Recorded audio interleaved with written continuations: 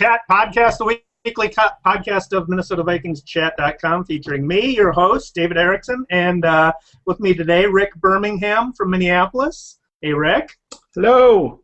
And Adrian PERRYMAN is not with us this week, so it's a Rick and I solo, or duo, I guess. The NFL draft starts on April 25 and goes, I think, 3 days this year.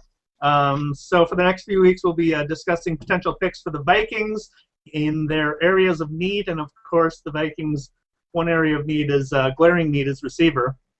And so the Vikings have 11 picks, 2 in the first round. They have the flexibility to make Justin Hunter. Hunter is out of Tennessee, 6'4", 196 pounds, 33 and a quarter inch arm length, 9 3/8 inch hands, 4.44 40-yard dash, and a 39.5 inch vertical jump.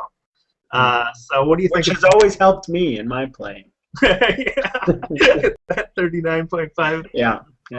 I bring the step stool out and climb up. So what do you think of Hunter?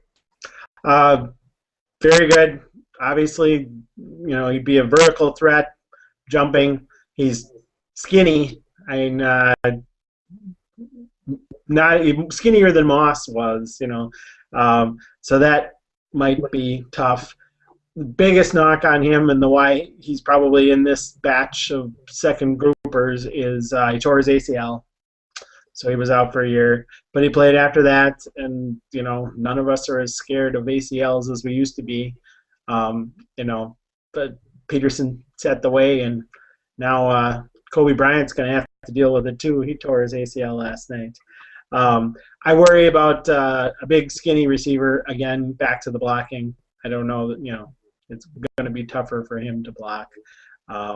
And he just has played less than some of these other guys. It's a great year for wide receivers. We got a lot of guys who have had 100 catches or about 100 catches, which is a far cry from Williamson coming in with whatever 20 catches that he had that one year that proved to be a problem. But very intriguing. Personally, I'd take Robert Woods over him. But yeah, he's intriguing because there's a lot of upside to him, right? With just the physical qualities and the speed and the vertical and all that. But also coming back from the ACL, I think Adrian Peterson has set a completely unrealistic bar for people to we've seen guys get ACL injuries and come back, and it's not all physical. A lot of it is mental and just being not confident in being able to do what you used to do with that leg, and it seems like he didn't come back to the form that he was prior to the injury. And so I think the question with him is he going to regain that form? Yeah. Or is he not going to be the same player he was, which often happens with ACL injuries too. Mm-hmm. Inconsistent. One of the links you had was a fairly scathing. I didn't write down the citation, but it's fairly scathing critique that he might be done. Like he dropped the ball a lot after the injury.